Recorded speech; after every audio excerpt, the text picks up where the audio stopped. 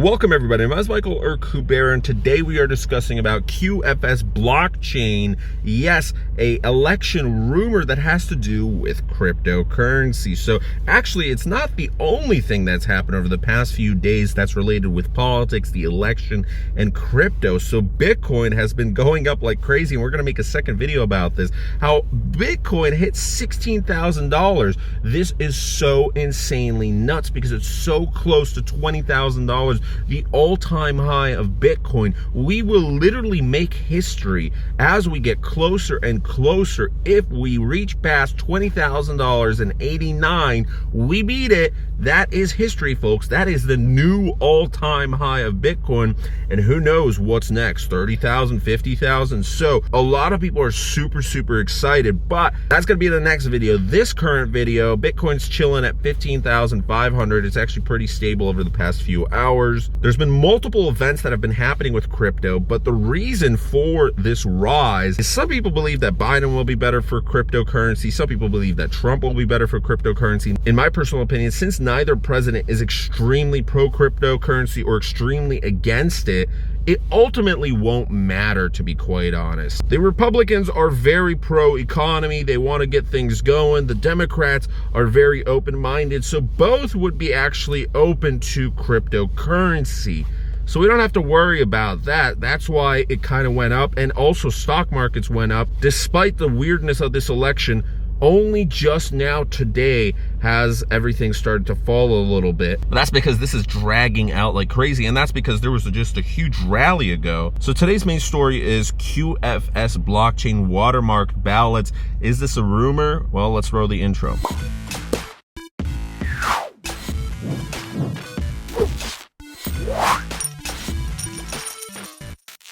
So first of all, there's a lot of people who have no idea what this is, and it's sort of getting into conspiracy land. I'm a very big skeptic when it comes to conspiracies. I get that there's probably some conspiracies that have an ounce of truth to them and some that are actually okay. You know, what the CIA did some bad things in the 1950s, and you know, governments have stuff to hide. But most conspiracies, unfortunately, they just kind of go into fantasy land. Now, I want to say that this is just a rumor, and there's a lot of people spreading this rumor. It could be true, and if it is true, I think that it deserves a video to be mentioned regardless. And even if it's not true, there's a lot of people who just have no idea what it is. Non-crypto educated people who hear QFS blockchain are like, what? Wait, first of all, what is that? What is QFS? And there's some people in the crypto community who are like hearing QFS for the first time, me included. I looked at QFS, I was like, what exactly is this? So let's chat about it. Where did this rumor start? Surprisingly, from a fellow Polish man. So his parents, well, they gave birth to him in Cuba, so he's both Cuban and American and Polish, and he speaks 5 languages. So that's pretty crazy. There's a lot going on here, but he is a doctor. Technically, the story gets a little bit murky with his education. Supposedly he's a psychiatrist, a publisher, an author. He's got a lot of things going. Some people dispute this, but anyways, his name is Dr. Steve Pieczenik, and they're saying, well, him and his team are saying that they watermarked every ballot, or at least a few ballots in some of the states, not all the states. There's various rumors. Some rumors are saying that it's 12 states out of 50. It's the states where the National Guard was. Some are saying, well, it's just random.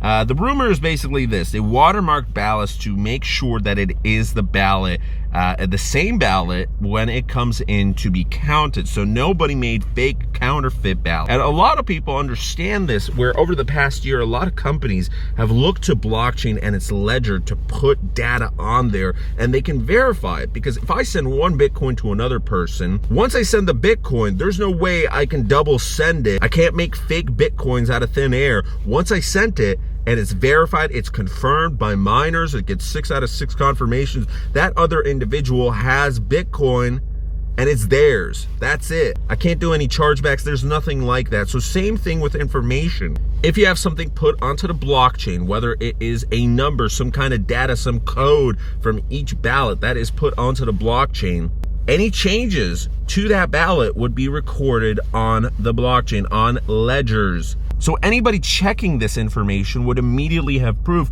all right, it's been tampered with. Or they could check that, hey, this isn't the ballot at all. It's not registering. This is not the number. This is not the watermark. So that is the rumor. We don't know if it's true, if it is, and if there is election fraud, which the president of the United States, Donald J. Trump, is claiming there is. I'm not trying to get involved in politics, but let me just share my story here. This is a weird, sketchy election. It's weird from both sides. I think both sides can agree. Republicans and Democrats and even independents, people from the outside world, they're like looking, what the heck is going on here? First of all, it took so fast to count a lot of these ballots in so many states, and even in the states, the swing states, where they knew it would be a little bit too much traffic coming in with these mail-in ballots. The last few thousand ballots in some of these counties are taking days, where previously they were doing tens of thousands, hundreds of thousands per county, and that is absolutely insane, right? Well, there's another thing. Not all ballots are being counted, and I'm included in that. I have actual proof. I'm gonna post it to you guys, actually. Let's do a screenshot, because someone's gonna say undoubtedly that you're lying. So I thought I wouldn't be able to find a screenshot. I did. It's just not from today. So unfortunately, when I logged into the website last night and today, my county website is not working. So here is what it looks like currently. That's what I'm getting. But thankfully, I decided to check multiple times on my computer, multiple times on my phone over the past few days since this whole started. I mean, really a day before I kind of got word. I was like, whoa, it's not going to be in time for election. Then I checked election day, and then I checked the day after election. And then 2 days, I was like, whoa, okay, something's wrong here. But this is what I got. This is the message. Yeah, so it's still not been received, and probably it's crashed. The website has crashed. The actual website for the county is fine. Just the voting section has crashed, just because probably a lot of people who are trying to check it and it's not working. It's just like when I requested my ballot before. A lot of people were trying to get onto the website. Links weren't working. It is a mess. It is a disgrace. I just want my vote to count. That's it. Because it's not just a presidential vote. On the state level, you're voting for senators and representatives. You're voting for bills, whether they should be passed or not. You're voting for your county representatives. So there's a lot of people. And your vote on the presidential level, maybe it might not be a big difference, especially if you're not in a swing state. But on a county level, yes, there's only a few thousand people sometimes that are voting, and that's it. So your vote might actually make the difference, whether it leans towards one side or another. I requested my mail-in absentee ballot in September, and I can't vote in person.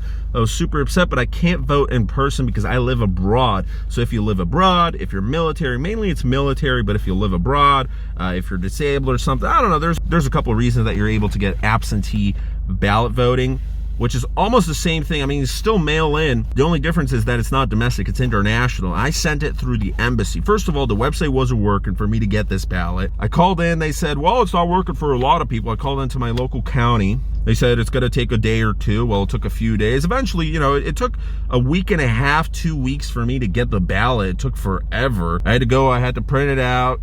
I had to take a train ride to the nearest embassy. So by the time I could do that with coronavirus, with all of this going on, it was early October. It was the first week of October. I asked at the embassy, will this get on time to my county? I want this ballot to count. They said yes. They sent it out through the official mail. The signature was checked. Everything was verified. Some of these ballots aren't counting if the signature was a little bit off or whatever. There's stupid reasons, or if the envelope was a little ripped or whatever through the mail. So that's why I didn't want to send it myself. And I sent it, it's been a month, and it still has not been received, which is so weird. And then the US Postal Service says, there's millions of ballots that in some states they're not gonna count because they won't accept it after the date. The US Postal Service, it is just garbage. It is a huge mess. And I'd be really upset if my votes didn't count, because it's not just for the President of the United States. There's a lot of stuff going on in my county, in my state, and I am returning back to the United States of America. I'm returning back to my state in less than, probably 9 months, maybe 8 months. So I'm going to be really upset if I find out, my vote didn't count, that it's a right. And there's thousands of other people, especially from these swing states, from like Arizona and from Nevada, who are claiming, hey, that's the same thing that's going on with them. So there is a little bit of suspicion, and that's why I kind of am starting to believe that, hey, maybe some of these rumors might be true.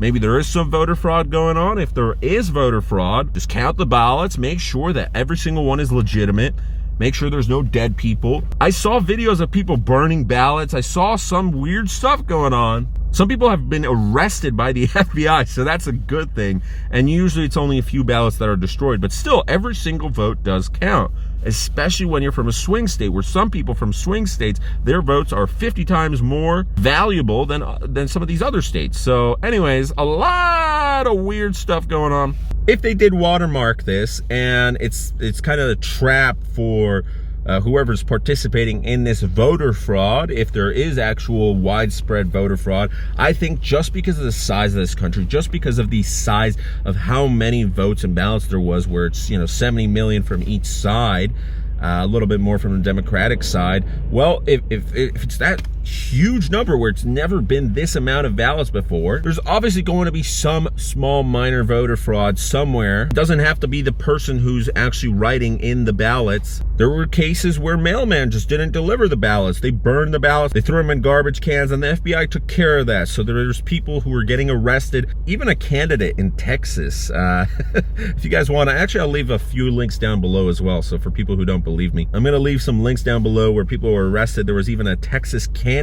who was on the ballot was arrested. So yeah, he was participating in fraud as well, because in Texas you can't have mail-in ballots unless it's like diplomatic mail or whatever, and he stole some diplomatic ballots. Anyways, there's some weird stuff going on. The main story is this: if this rumor is true, and if there is voter fraud going on, this is an ingenious way to discover, hey, there's actual fraud. Now, for people who are wondering what is QFS blockchain, QFS, well, you probably heard about Swift codes, right? If you're doing some banking transactions, if you're wiring, some people are saying that QFS is going to replace Swift one day. There's a lot of crypto people that say a lot of stuff is going to replace the current banking system. I mean, it hasn't happened yet. We're getting there, but let me explain what QFS is. First of all, the letters stand for Quantum Financial Systems. Quantum as in quantum computers. It is an off-world monetary system that's supposed to replace this current Swift system. And this is where it gets into conspiracy theory land, because quantum, I mean, there's a lot of ways you can look at this. Some people are saying that QFS is basically you're launching a quantum computer into space and it's going to destroy the current system. I don't believe that's the case. There do exist quantum computers, but they're usually in laboratory settings. So that could be just a name. I don't know why they had to throw QFS into this, because just using blockchain, a normal ledger, yes, you could verify that, hey, if you watermark or, somehow put these ballots onto the blockchain. And that's why I think, okay, maybe it's not going to be true. But the truth of it is, you could potentially do it with the current technology that we have today. It's just probably not going to be using a quantum computer and space satellites and all this stuff. A lot of governments around the world have actually been looking into using blockchain for voting systems. So, hey, maybe in the future it's going to be a part of it. Now, whoever wrote it, maybe they got it mixed up, because some of the aspects of QFS, some cryptocurrencies actually fulfill the requirements of that. Not all of the requirements of QFS, but some. Like I said, the technology is there. There are some really private, awesome cryptocurrencies out there. Maybe they're not popular, but hey, more and more companies are creating technology using blockchain. Now, especially if you're in the government, some of these programs might be secret. For example, a lot of people didn't know that Tor was created by the government, the onion router. So whatever they're talking about, maybe there's some aspect of truth to it. I don't know. And even if it's not using blockchain, even if there is some method that they're able to discover some voter fraud, it doesn't matter ultimately who wins right now, because you also have to realize, if there is voter fraud, you want to make sure that everything's legitimate for future elections, because if there is voter fraud, that means that there's going to be a large number of people who aren't going to vote in the future, because they're going to think, you know what, my vote doesn't count, where every vote does count. It just really depends on whether you're in a swing state or not. The electoral college system is not perfect. There's some flaws to it, but hey, it's the system we've got. Might as well maintain that it's all good, all legitimate. So that is today's video. My name is Michael Cabera. See you guys in the next video, where it's not going to be anything conspiracy. It's just, hey, here's the hard facts. Bitcoin is at $16,000. A lot of us don't really care about politics. There's 3 things you shouldn't really discuss. It's religion, politics, and you know what the other one is. It starts with an S. Can't really mention it on this channel, but this week politics has definitely delved deep into cryptocurrency, and that's why, well, undoubtedly everyone's wallets were affected by this. This video was pretty cool, so let's see where it goes. Hopefully this election gets resolved soon, and that is that. We're gonna do a live stream tomorrow.